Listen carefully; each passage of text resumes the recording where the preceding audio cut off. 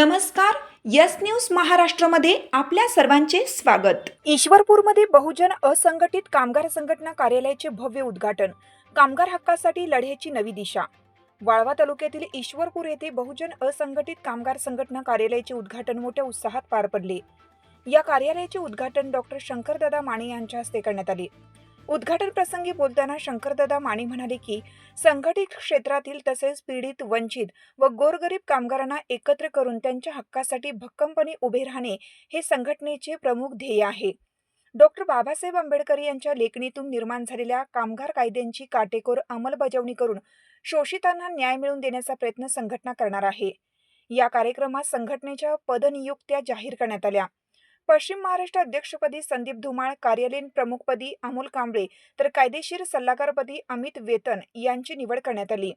कार्यक्रमाला बहुजन असंघटित कामगार संघटनेचे प्रदेश उपाध्यक्ष संतोष वनखडे, जिल्हाध्यक्ष बापूसाहेब करडे, महिला जिल्हाध्यक्षा राखीताई शिंदे, कराड तालुका अध्यक्षा नंदाताई शिंदे, अन्याय विरोधी सेवा समिती वाळवा तालुका अध्यक्षा जयश्रीताई साठे तसेच सविता माने, रंजना आठवले, रेश्मा वनखडे, दिनकर बोकणे, अमर माने, सुभाष कांबळे, प्रकाश कांबळे, विनोद कांबळे, निलेश कांबळे, ॲडव्होकेट मनोज राजवर्धन आदी मान्यवर उपस्थित होते.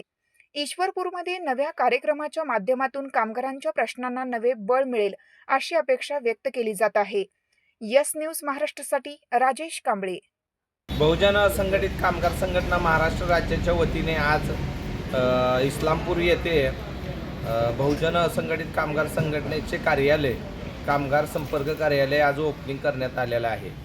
या उद्घाटन प्रसंगी आज संघटनेचे सर्व जिल्ह्याचे तसेच पश्चिम महाराष्ट्राचे पदाधिकारी नेमणूक, त्याचप्रमाणे इस्लामपूर ऑफिसच्या कार्यालयाचा अमोल कांबळे यांची निवड करण्यात आली. त्याचप्रमाणे पश्चिम महाराष्ट्राच्या अध्यक्षपदी संदीप धुमाळ यांची निवड करण्यात आलेली आहे. आज खऱ्या अर्थानं वंचित घटकातल्या कामगारांना न्याय मिळवून देण्याच्या दृष्टिकोनातून महाराष्ट्रभर चालू असलेला प्रयत्न हा या इस्लामपूरमधून ह्या क्रांतिकारी लोकांच्या धर्तीमधून जो काही प्रतिसाद मिळणार आहे तो चांगला प्रतिसाद असणार आहे. कारण कित्येक कामगारांना आज न्याय मिळवून देण्याच्या दृष्टिकोनातून इथली लोक ही फेल ठरलेले आहेत आणि आज जर बघितलं तर कित्येक कामगार वंचित आहेत, त्यांना न्याय मिळवून देणे खरंच गरजेचं आहे आणि त्यासाठी आमची इथली इस्लामपूरची पूर्ण टीम ही अहोरात्र काम करेल आणि बाबासाहेबांच्या स्वप्नातल जो कामगार होता, कामगार ॲक्ट होता, त्या ॲक्टच्या अंमलबजावणी पुरेपूर करेन एवढेच मी आज या माध्यमाला सांगत. हाक तुमची, साथ आमची. यस न्यूज महाराष्ट्र चॅनलला लाईक करा व सबस्क्राईब करायला विसरू नका.